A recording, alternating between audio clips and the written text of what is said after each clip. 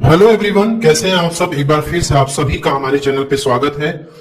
Pensioner की ITR किस तरीके से फाइल की जाती है आज इस वीडियो में हम डिस्कस करेंगे। तो यार फाइल करने के लिए आपको सबसे पहले अपने इनकम टैक्स पोर्टल पे आना है और यहाँ पे लॉगिन आईडी और पासवर्ड इंटर करके आपको मेन स्क्रीन पे आना है और यहाँ पे आपको ई फाइल वाले सेक्शन में आना है। यहाँ पे income tax return file income tax return पे आपको क्लिक करना है। यहाँ पे आपको असेसमेंट ईयर सेलेक्ट करना है। जैसे कि हम असेसमेंट 23-24 के लिए फाइल करने जा रहे हैं, ऑनलाइन सेलेक्ट करना है और यहाँ पे आपको कंटिन्यू बटन पे प्रेस करना है। स्टार्ट न्यू फाइलिंग पे आपको क्लिक करना है और यहाँ पे आपको इंडिविजुअल सेलेक्ट करना है। यहाँ पे कंटिन्यू बटन पे प्रेस करना है। यहाँ पे आपको आईटीआर फॉर्म चूज करना है। तो जो पेंशनर की आईटीआर फाइल करने जा रहे हैं उनके लिए देखिए यहाँ पे 3 प्रकार के फॉर्म्स यहाँ पे अवेलेबल हैं। तो पहले तो यह है कि यदि आपको केवल पेंशन से इनकम हो रखी है या फिर कोई एक हाउस प्रॉपर्टी की इनकम है या फिर आपको बैंक वगैरह से एफडी वगैरह से इंटरेस्ट मिला हुआ है तो आप आईटीआर 1 को चूज करेंगे। यदि आपको कोई भी शेयर मार्केट या म्यूचुअल फंड में इन्वेस्टमेंट करने से कैपिटल गेन हो रखा है तो आप आईटीआर 2 को सेलेक्ट करेंगे। और यदि आपको शेयर मार्केट में के अलावा यदि आप प्रॉपर्टी वगैरह सेल किए हैं उस पर आपको यदि कोई कैपिटल गेन हो रखी है तो आप आईटीआर 2 को सेलेक्ट करेंगे। मोर देन 1 हाउस प्रॉपर्टी की इनकम है तो भी आप इसको सेलेक्ट कर सकते हैं। यदि आप शेयर मार्केट में ट्रेडिंग करते हैं और ट्रेडिंग करने से आपको कुछ भी स्पेकुलेटिव गेन या लॉस हो रखा है तो आप आईटीआर 3 को सेलेक्ट करेंगे। तो हम यहाँ पे आईटीआर 1 को सेलेक्ट कर रहे हैं, प्रोसीड विद आईटीआर 1 और यहाँ पे लेट्स गेट स्टार्टेड पे क्लिक करेंगे और यहाँ पे हम रीजन सेलेक्ट करेंगे कि क्यों हम आईटीआर फाइल कर रहे हैं। तो यहाँ पे बेसिकली एग्जेम्पशन लिमिट से ज्यादा है टोटल इनकम, इसलिए हम आईटीआर फाइल कर रहे हैं। आपके ऊपर जो एप्लीकेबल हो आप यहां से सेलेक्ट कर सकते हैं। यहाँ पे कंटिन्यू बटन पे क्लिक करना है।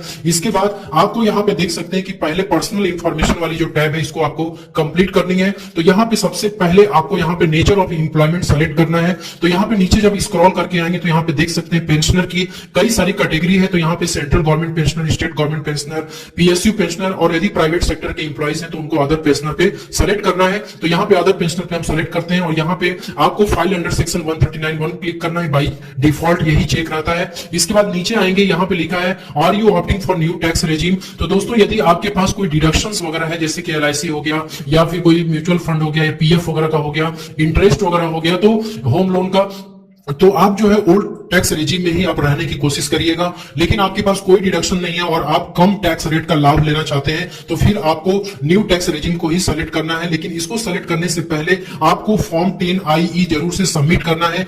यदि आपको फॉर्म 10IE यदि फाइल करना है तो आप ई फाइल वाले सेक्शन में आएंगे, यहाँ इनकम टैक्स फॉर्म्स पे आएंगे और फाइल इनकम टैक्स फॉर्म पे जब आप क्लिक करेंगे तो यहाँ से आपको फॉर्म 10IE मिल जाएगा और उसे आपको सबमिट सबसे पहले करना है। फिर उसके बाद तब आप यहाँ से अपने फॉर्म को जो भी टैक्स रेजिम है आपको यहाँ से सेलेक्ट करना है। तो हम अभी फिलहाल के लिए नो करते हैं। और यहाँ पे देखिए बहुत ही इंपॉर्टेंट चीज है, जो आपका रिफंड वगैरह यदि बन रहा है आपका पेंशन वगैरह जो भी है इनकम पे, तो उस केस में यहाँ पे बैंक अकाउंट आपका ये चेक रहना चाहिए और यहाँ पे वैलिडेटेड लिखा रहना चाहिए। इसके अलावा आपको एक चीज यहाँ पे ध्यान देनी है कि आप व्यू बैंक अकाउंट पे आप क्लिक करेंगे और यहाँ पे आप जो है इसको देखेंगे कि यहाँ पे आपका जो बैंक अकाउंट एडेड है वहां पे उस बैंक अकाउंट में एलिजिबल फॉर रिफंड जरूर से लिखा होना चाहिए। यदि एलिजिबल फॉर रिफंड नहीं लिखा हुआ है तो इसका मतलब कि आपके बैंक अकाउंट में जो भी रिफंड वगैरह है वो क्रेडिट नहीं होगा। आपका रिफंड हो सकता है होल्ड पे लगा दिया जाए, फिर आपको री इश्यू कराने में काफी दिक्कत होगा। तो सबसे पहले तो आपको अपना ये चेक कर लेना है कि हमारा बैंक अकाउंट रिफंड के लिए एलिजिबल है या नहीं है। हो सकता है कोई पैन कार्ड का इश्यू हो या कुछ आधार कार्ड में कुछ दिक्कत हो,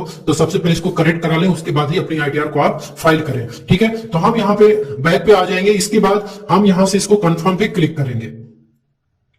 तो यहाँ पे देखिए पर्सनल इंफॉर्मेशन हमारी कंप्लीट हो चुकी है। अब हम ग्रॉस टोटल इनकम पे आएंगे और यहाँ पे आने के बाद जो भी आपको एग्जेम्पशंस वगैरह क्लेम करना है फॉर्म 16 के आधार पर, क्योंकि टीडीएस वगैरह यदि कटता है पेंशन इनकम पे तो उसका फॉर्म 16 जनरेट होता है और 26AS में भी वो रिफ्लेक्ट होता है। तो कोई भी डिडक्शंस वगैरह आपको यदि क्लेम करना है तो आप यहाँ से एग्जेम्पशन क्लेम कर सकते हैं। हालांकि जो पेंशनर होते हैं उनको इस प्रकार का कोई अलाउंस वगैरह मिलता नहीं है, क्योंकि जो है जब रिटायर हो जाते हैं तो फिर उनको किस बात की अलाउंसेस मिलेगी। ठीक है, तो यहाँ पे एक और हेड आता है, यहाँ पे are you eligible to claim any other exemption from salary income. तो सैलरी इनकम पे यदि आपको कोई और एग्जेम्पशंस वगैरह क्लेम करना है तो यहाँ से क्लेम कर सकते हैं। जैसे कि आप देख सकते हैं कि यहाँ पे ग्रेचुइटी का जो एग्जेम्पशन यहाँ से आप क्लेम कर सकते हैं, इसको आप चेक करें, यहाँ अमाउंट इंटर कर सकते हैं। Leave travel earn leave encashment retirement के टाइम पे मिलता है, उसको आप क्लेम ले सकते हैं। इसके बाद कम्यूटेड वैल्यू ऑफ पेंशन का आप यहाँ से क्लेम ले सकते हैं। लेकिन आपको यह ध्यान रखना है कि यहाँ पे सिर्फ और सिर्फ जो एग्जेम्प्टेड अमाउंट है वही आपको इंटर करना है और जो टोटल आपको मिला हुआ है, चाहे ग्रेचुइटी मिला हो, चाहे अर्न लीव इनकैशमेंट का अमाउंट मिला हो, चाहे कम्यूटेड वैल्यू पेंशन का जो टोटल अमाउंट मिला है उसको आपको सैलरी इनकम में जरूर से दिखानी है, तभी आप यहाँ पे एग्जेम्पशन क्लेम करिएगा। यदि आप ऐसे एग्जेम्पशन क्लेम करेंगे तो आपका आईटीआर जो है डिफेक्टिव मोड में चला जाएगा और वो इनवैलिड हो जाएगा। इसलिए आपको इसकी करस्पॉन्डिंग इनकम जरूर से अपने आईटीआर में लेनी है, ठीक है। तो हम यहाँ पे अभी कोई फिलहाल में ऐसा कुछ नहीं है, इसलिए हम इसको क्लेम नहीं कर रहे हैं। हम कंटिन्यू बटन पे यहाँ पे प्रेस, यहाँ पे आपको अपनी सैलरी की इनकम इंटर करनी है। वैसे ऑटो पॉपुलेट होकर के आ जाता है, लेकिन आपको इस अमाउंट को एक बार अपने एआईएस से जरूर से क्रॉस वेरीफाई करना है, क्योंकि काफी ज्यादा मिसमैच हो रहा है, और अपने फॉर्म 16 से भी जरूर से वेरीफाई करना है। यदि मान लीजिए कि मैच नहीं करता है तो आपको अपने फॉर्म 16 और एआईएस के आधार पर इस अमाउंट को इंटर करना है। तो यहाँ पे जो भी पेंशन वगैरह आपको मिला होगा, जैसे मैंने बताया था कि यदि आप जो है अनकम्प्यूटेड पेंशन आपको मिला, आप सैलरी एम्प्लॉय थे, तो आपको वो अमाउंट यहाँ पे पेंशन का इंटर करना है। उसके लिए सिर्फ और सिर्फ आप एडिट बटन पे जाएंगे। यदि कोई एरर है, कोई दिक्कत है, तभी आप इसको करेक्ट करिएगा, अदरवाइज करने की जरूरत नहीं है, ठीक है। हमारे केस में मैच कर रहे हैं इसलिए हम इसको एज इट इज छोड़ देंगे। और यहाँ पे आने के बाद आप देख सकते हैं कि जो पेंशनर की जो इनकम होती है उसमें भी आपको डिडक्शन मिलता है 50,000 रुपीज का। प्रोफेशनल टैक्स वगैरह का कोई डिडक्शन यहाँ पे नहीं मिलता है, ठीक है। तो यहाँ पे हम सेव बटन पे क्लिक करें। यदि आपको कोई हाउस प्रॉपर्टी से इनकम हो रखी है तो आप यहाँ पे ऐड डिटेल्स करके आप जो हाउस प्रॉपर्टी की इनकम भी आप यहाँ पे इंटर कर सकते हैं। तो यहाँ पे आपको सबसे पहले तो हाउस प्रॉपर्टी सेलेक्ट करना है कि क्या सेल्फ ऑक्युपाइड है या लेट आउट प्रॉपर्टी है। यदि सेल्फ ऑक्युपाइड प्रॉपर्टी सेलेक्ट करते हैं तो आपको इंटरेस्ट का यहाँ पे डिडक्शन मिल जाता है। जैसे मान लीजिए आपने घर बनाने के लोन लिया हुआ है तो उसपे मैक्सिमम आपको 2 लाख रुपए तक का डिडक्शन यहाँ पे मिल जाता है। आप यहाँ पे interest payable on borrowed capital पे यहाँ पे 2 लाख रुपए मैक्सिमम आप क्लेम कर सकते हैं। और यदि मान लीजिए कि आपकी हाउस प्रॉपर्टी यदि लेट आउट प्रॉपर्टी है तो उस केस में आपको रेंटल वगैरह इनकम यहाँ पे शो करना होता है। इनकम फ्रॉम अदर सोर्सेज में आने के बाद यहाँ पे आपको जो आपके फॉर्म एआईएस में जो डाटा आपका है, जो इनकम वहां पे शो कर रहा है, वहां से ये इनकम को ऑटो पॉपुलेट कर देता है। यदि कोई इनकम आपकी छूट रही है तो आप जो है उसको ऐड एनदर पे जाकर के यहाँ पे ऐड एनदर क्लिक करेंगे और यहां से जाकर के आप उसको जो है अमाउंट यहाँ पे इंटर कर सकते हैं। और इंटर करने के बाद जो भी आपका इनकम हुआ होगा,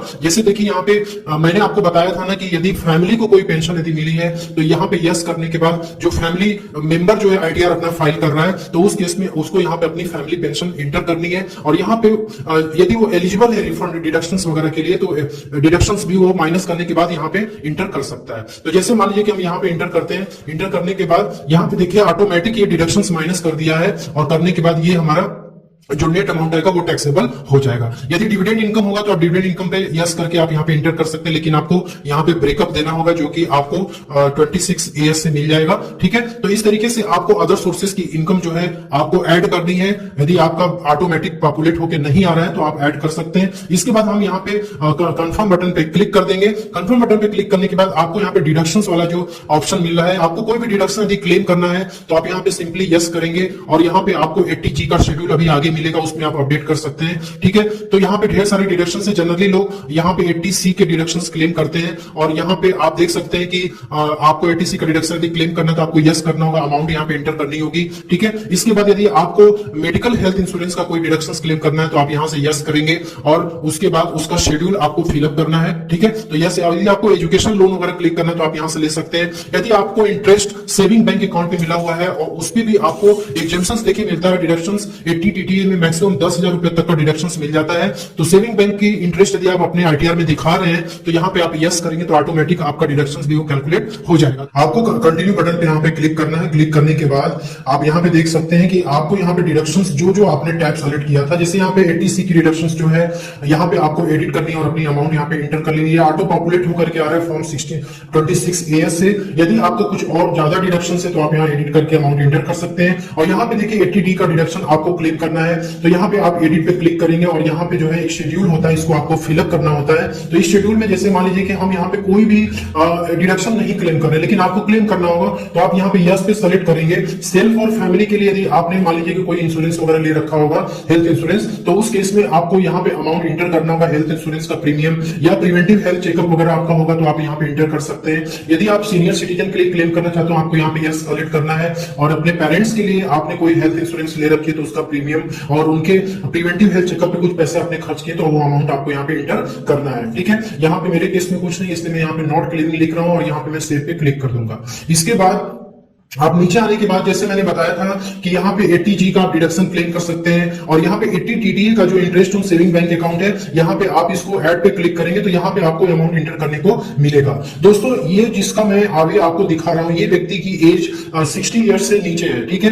तो इसलिए ये क्या बोलते हैं कि जो 80 TTB का डिडक्शन जो मिलता है सीनियर सिटीजन को फिक्स डिपोजिट इंटरेस्ट पे, वो यहाँ पे नहीं दिख रहा है। तो आपके केस में यदि 60 ईयर्स के एज ऊपर होगा तो TTB का भी डिडक्शन आप क्लेम कर सकते हैं। जैसे यहाँ पे 80 TTA का आप कर रहे हैं, वैसे 80 TTB का भी डिडक्शन आपको मिलेगा, लेकिन वहां पे सिर्फ और सिर्फ आप केवल 80 TTB का ही डिडक्शन क्लेम करेंगे, ठीक है। तो यहाँ पे आपकी सारी डिडक्शंस वगैरह आप देख लीजिएगा, जो क्लेम करना है आप क्लेम कर लेंगे। इसके बाद यहाँ पे टोटल डिडक्शंस का अमाउंट आ जाएगा, यहाँ पे कंफर्म बटन पे आपको क्लिक कर देना है।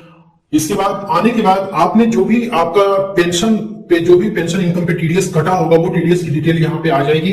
आप यहाँ से इसको चेक भी कर सकते हैं कि कितना आपको पेंशन मिला, उस पर कितना टीडीएस कटा है। अपने फॉर्म 16 से 26 ईयर से जरूर मैच कर लीजिएगा। इनकेस यदि मिसमैच होता है तो आप अपने फॉर्म 16 के अनुसार आप इसको करेक्ट भी कर सकते हैं। यहाँ पे आप चेक करके एडिट करके आप इसको करेक्ट कर सकते हैं, ठीक है। तो यहाँ पे हमें अभी कुछ इसमें चेंजेस नहीं करना है क्योंकि ये डाटा सही है। इसके बाद यहाँ पे आपकी टोटल टैक्स लायबिलिटी आ जाती है, जो भी पेंशन पे आपका टैक्स बनेगा या जो भी आपके अदर सोर्सेज जो मैंने बताए थे वो सारी चीजें यहाँ पे आपकी आ जाएगी। जो फैमिली पेंशन वाला मैंने बताया था आपको, तो वो इनकम फ्रॉम अदर सोर्सेज में ही आपको उसे दिखाना है। और कोई भी इनकम आपकी है फैमिली पेंशन के अलावा, तो आप उसको शो करके अपनी आईटीआर को आप फाइल कर सकते हैं, ठीक है। तो यहाँ पे आप कंप्यूटेशन ऑफ टैक्स आप देख सकते हैं, जो भी आपका टैक्स वगैरह निकला है। और यहाँ पे आप नीचे की तरफ आ जाएंगे तो यहाँ पे total tax and fees and interest यहाँ 72,419 आ रहा है। तो यहाँ पे टैक्स का डिटेल भी आ गया टोटल टैक्स का।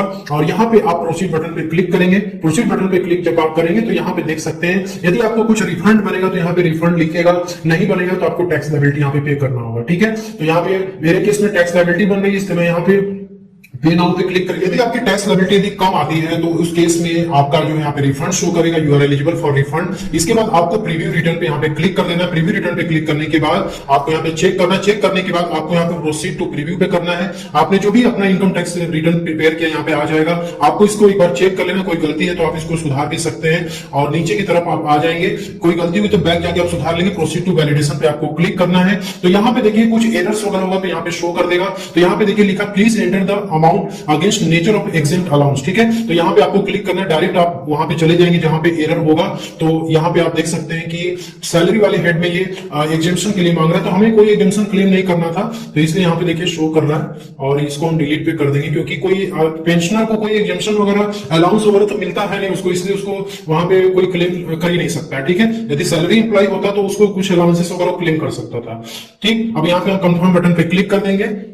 क्लिक करने के बाद देखिए यहाँ पे शो कर रहा है, और कोई एरर देखिए हमारा रिटर्न का सारा एरर दूर हो गया, वैलिडेशन सक्सेसफुल हो चुका है। प्रोसीड टू वेरिफिकेशन पे आपको क्लिक करना है। इसके बाद आप अपनी आईटीआर को आप फाइल कर सकते हैं। तो यहाँ पे ई वेरीफाई नाउ पे करेंगे, ई वेरीफाई लेटर करेंगे, जैसा जो आप जो चाहते हैं आप उसको कर सकते हैं। और यहाँ पे कंटिन्यू बटन पे क्लिक करके आप अपनी आईटीआर को फाइल कर सकते हैं। तो इस तरीके से एक पेंशनर अपनी आईटीआर को फाइल कर सकता है। तो दोस्तों वीडियो कैसी लगी कमेंट बॉक्स में लिख के जरूर बताएं। मिलता है नेक्स्ट वीडियो, तब तक के लिए जय हिंद, जय Bharat. Thank you so much for watching this video.